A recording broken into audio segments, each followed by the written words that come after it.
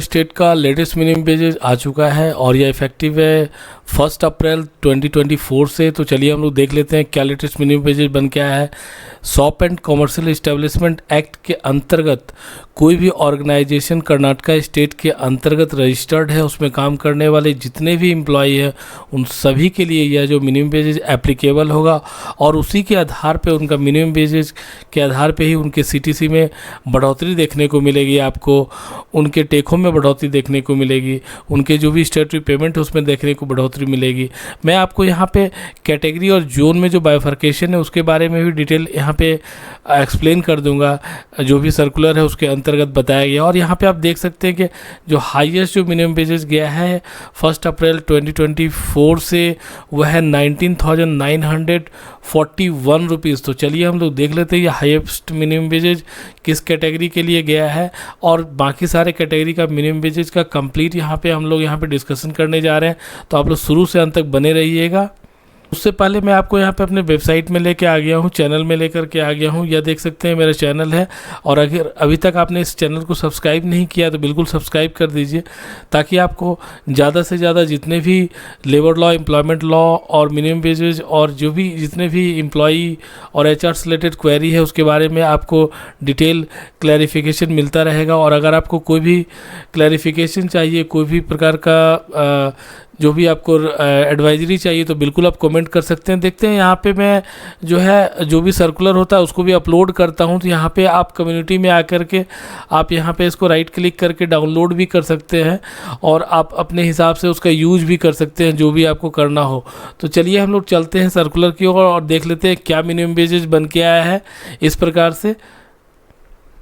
तो मैं यहाँ पे आ गया हूँ सर्कुलर में। आप देख सकते हैं यह जो सर्कुलर है shop and commercial establishment act के अंतर्गत यहाँ पे बताया गया कि 1 अप्रैल 2024 से लेके 31 मार्च 2025 तक आपका क्या मिनिमम वेजेस रहेगा शेड्यूल के हिसाब से, जोन के हिसाब से, और जोन 1, 2, 3, 4। और मैं आपको लास्ट में जोन के बारे में भी बता दूंगा। किस जोन में आपको पता नहीं है तो कैसे आप समझेंगे आप किस जोन के अंतर्गत आते हैं। और मैं आपको यहाँ पे एक सीटीसी ब्रेकअप भी बता दूंगा, किसी भी एक कैटेगरी को मिनिमम वेजेज को रखते हुए मैं आपको एक्सप्लेन कर दूंगा कि आपका क्या जो भी है बन के आना चाहिए।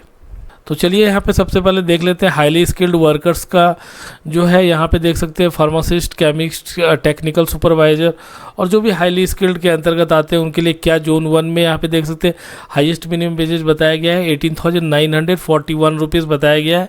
और यहाँ पे जोन 2 में 18,207 रुपीज़ और जोन 3 में 17,507 रुपीज़ और जोन 4 में 16,841 रुपीज़ बताया गया है। इसको जैसे ही हम ड्रैग करके नीचे तो यहाँ पे आप देख सकते हैं स्किल्ड कैटेगरी है, इसके अंतर्गत ये सारे कैटेगरी के नाम दिए हुए हैं। आप देख लीजिए बढ़िया से और आपको समझ में आ जाएगा। अगर आप इस डेजिग्नेशन पे काम कर रहे हैं तो बिल्कुल आप स्किल्ड कैटेगरी के अंतर्गत आते हैं। और जोन 1 में आपका मिनिमम वेजेस जो है बन के आया है पर मंथ का 7,539 रुपीज़ और जोन 2 में आपका मिनिमम वेजेस बन के आया 16,871 रुपीज़ और जोन 3 में 16,236 रुपीज़ और जोन 4 में है 15,630 रुपीज़। तो इस प्रकार से मिनिमम वेजेस बन के आया है। तो यहाँ पे आप देख पा रहे हैं इस प्रकार से जो है सेमी स्किल्ड वर्कर के लिए क्या है। इस प्रकार से बिल कलेक्टर है, गोडाउन कीपर है, बुकिंग क्लर्क है, असिस्टेंट, इस प्रकार से काफ़ी सारे शॉप असिस्टेंट वगैरह सभी को इसमें रखा गया। इसमें मिनिमम वेजेज आपका पर मंथ का जो बन के आया है 16,265 रुपीज़ और जोन 1 में, जोन 2 में 15,658 रुपीज़, जोन 3 में 15,079 रुपीज़ और जोन 4 में है 14,529 रुपीज़। इस प्रकार से आपका बन के आया है। यहाँ पे आप देख सकते हैं ये सारे डेजिग्नेशन आप देख सकते हैं। जो भी आप स्टेशन में काम कर रहे हैं तो आप सेमी स्किल्ड के अंतर्गत आते हैं। अब नीचे चलते हैं और देख लेते हैं अनस्किल्ड के लिए यहाँ पे क्या बताया गया है। यहाँ पे देख सकते हैं अनस्किल्ड कैटेगरी में इस प्रकार से जो भी मैसेंजर है, मैन है, बाइसाइकिल फिटर है, वर्कर्स है, जो भी इंगेज है, स्टोरिंग, वॉशिंग, आयरनिंग का काम जो भी कर रहे हैं, लोडिंग अनलोडिंग, वेयर हाउस में काम कर रहे हैं, गोडाउन में काम कर रहे हैं, जो भी बैग स्टीचर, जनरल वर्कर्स जो भी काम कर रहे हैं, इस प्रकार से जो भी काम कर रहे हैं उनका मिनिमम वेजेज 15,106 रुपीज़ है। तो आप समझ सकते हैं अनस्किल्ड का भी मिनिमम वेजेज मिनिमम 15,106 रुपीज़ है जोन 1 में। जोन 2 में 14,554 रुपीज़ है और जोन 3 में आपका 14,028 रुपीज़ है और जोन 4 में आपका जो है मिनिमम वेजेज 13,528 रुपीज़ बन के आया है। और नीचे यहाँ पे देख लेते हैं, यहाँ पे देख सकते हैं ऑफिस स्टाफ एंड ड्राइवर्स के बारे में बताया गया, जो भी ऑफिस में काम कर रहे हैं किसी भी शॉप एंड इस्टेब्लिशमेंट एक्ट के अंतर्गत रजिस्टर्ड किसी भी ऑर्गेनाइजेशन में। जैसे आप मैनेजर के पोजीशन पे हैं, personal officer, marketing manager, office incharge या इक्विवेलेंट जॉब में है, तो आपका मिनिमम वेज जो हाईएस्ट देखिए बन के आया 19,941 रुपीज़ जोन 1 में। जोन 2 में आप 19,206 रुपीज़, जोन 3 में 18,057 रुपीज़ और जोन 4 में 17,841 रुपीज़। अगर आप assistant manager, assistant personal manager, senior accountant equivalent job में है तो आपका मिनिमम वेजेज है 18,941 रुपीज़। और इस प्रकार से यहाँ पे देख सकते हैं जोन 2 में 18,027 रुपीज़ और जोन 3 में 17,507 रुपीज़ और जोन 4 में है आपका 16,841 रुपीज़। अगर आप सीनियर क्लर्क हैं, कैशियर है, जजमेंट राइटर है, स्टेनोग्राफर है, स्टोरी कीपर है, स्टोर कीपर है, रिसेप्शनिस्ट है, तो आपका मिनिमम वेजेज फिर भी रिसेप्शनिस्ट भी अगर आप हैं तो आपका मिनिमम वेजेज है 17,540 रुपीज़ जोन 1 में। जोन 2 में 16,871 रुपीज़, जोन 3 में आपका 16,236 रुपीज़ और जोन 4 में 15,630 रुपीज़। तो आप घबराइए नहीं, मैं आपको यहाँ पे जोन का भी क्लैरिटी दे देता हूँ जैसे ही ये कंप्लीट हो जाता है। तो यहाँ पे आप देख रहे हैं इस प्रकार से दो और कैटेगरी में रखा गया, जैसे आप जूनियर क्लर्क है, बुकिंग क्लर्क है, कंप्यूटर ऑपरेटर, टाइपिस्ट है, टेलीफोन ऑपरेटर, डेटा एंट्री का काम कर रहे हैं, तो आपका मिनिमम वेजेज मिनिमम आ रहा है पर मंथ का 16,265 रुपीज़ जोन 1 में। जोन 2 में है आपका 15,658 रुपीज़, जोन 3 में 15,780 रुपीज़ और जोन 4 में 14,529 रुपीज़। अगर आप servant, watchman, lift operator, office boy, attender, helper, मजदूर, स्वीपर का काम कर रहे हैं तो भी आपका मिनिमम वेजेज मिनिमम आ रहा है 15,106 रुपीज़ जोन 1 में। जोन 2 में आपका 14,554 रुपीज़ और जोन 3 में 14,028 रुपीज़ और जोन 4 में 13,528 रुपीज़। तो चलिए देख लेते हैं और भी कुछ है यहाँ पे।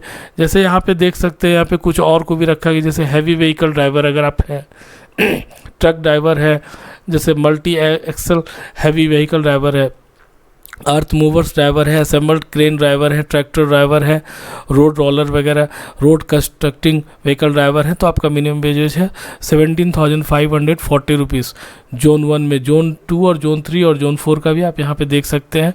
अगर आप कार ड्राइवर हैं, जीप ड्राइवर है, लाइट व्हीकल ड्राइवर है, तो आपका मिनिमम वेजेज जोन 1 में 16,265 रुपीज़, जोन 2 में आपका यहाँ पे देख सकते हैं 15,658 रुपीज़, जोन 3 और जोन 4 में इस प्रकार से आपका मिनिमम वेजेज बन के आया है। अगर आप 3 व्हील व्हीकल जैसे ऑटो ड्राइवर वगैरह है तो भी आपका मिनिमम वेजेज यहाँ पे 15,106 रुपीज़ बन के आया है जोन 1 में। और जोन 2 में आप 14,000 यहाँ पे देख सकते हैं 554 रुपीज़ बन के आया। इस प्रकार से जोन 3 और जोन 4 में है। तो चलिए नीचे देख लेते हैं कि जोन के बारे में क्या डिटेल बताया गया। यहाँ पे देखिए जोन 1 के बारे में बताया गया, जो भी नोटिफाइड एरिया है बृहत बेंगलोर महानगर पालिका के अंतर्गत वो सभी आपका जोन 1 में आएंगे। जोन 2 में यहाँ पे बताया गया जो भी ऑल नोटिफाइड एरिया है जो भी बृहत बेंगलोर महानगर पालिका में आते हैं, लेकिन वो जोन 1 को छोड़ करके जो भी एरिया आएंगे बेंगलोर महानगर पालिका के अंतर्गत वह जोन 2 में आएंगे। और जोन 3 में बताया गया कि ऑल डिस्ट्रिक्ट प्लेसेस, जो भी ऑल डिस्ट्रिक्ट है, जो भी अदर देन एरिया आएंगे जो जोन 1 और जोन 2 को छोड़ के जो भी ऑल डिस्ट्रिक्ट में जो भी एरिया आते हैं, अगर उस एरिया में आपका कंपनी है या ऑर्गेनाइजेशन है तो आप जोन 3 में आते हैं। जोन 4 में बताया गया कि all other parts of the state other than area notified, zone 1, zone 2, zone 3 को छोड़ करके जितने भी एरिया कर्नाटका स्टेट के अंतर्गत आते हैं वो आपके जोन 4 में आएंगे। और इससे रिलेटेड और भी क्वेरी और कंसर्न है तो बिल्कुल आप कमेंट कीजिएगा। धन्यवाद।